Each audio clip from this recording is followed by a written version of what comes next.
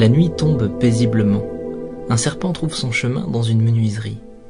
Alors que les ondulations de son corps parcourent le sol, il se coupe contre la lame tranchante d'une scie.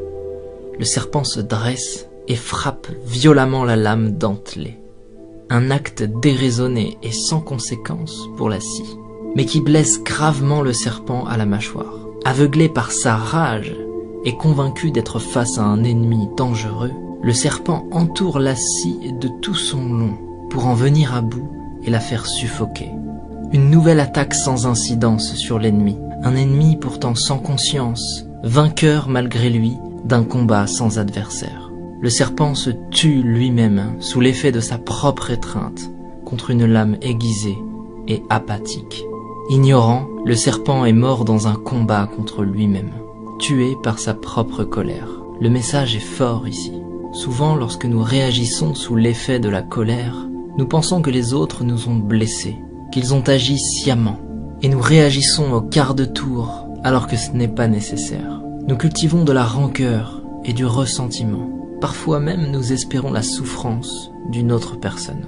Mais en faisant cela, nous ne faisons que nous couper avec la lame de notre propre rage.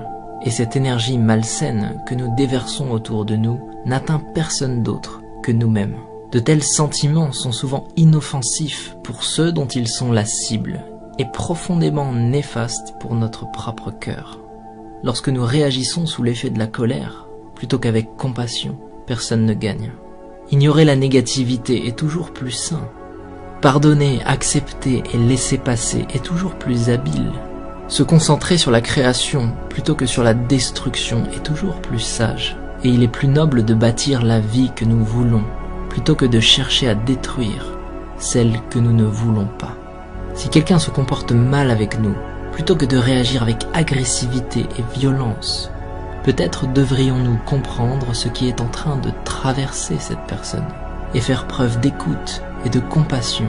Peut-être que sa journée est difficile. Peut-être que toutes ces journées sont difficiles. Lorsque nous regardons les choses avec une nouvelle perception, il est plus facile d'avancer, de laisser toutes les énergies négatives derrière nous, d'abandonner ce qui n'est pas constructif pour notre futur et de simplement laisser passer. Nous devrions avancer avant que la colère nous consume et nous détruise comme le serpent. Ne réagissez pas, montrez de la compassion, ne ressassez pas, avancez et restez concentrés sur l'élaboration d'une vie meilleure pour vous-même.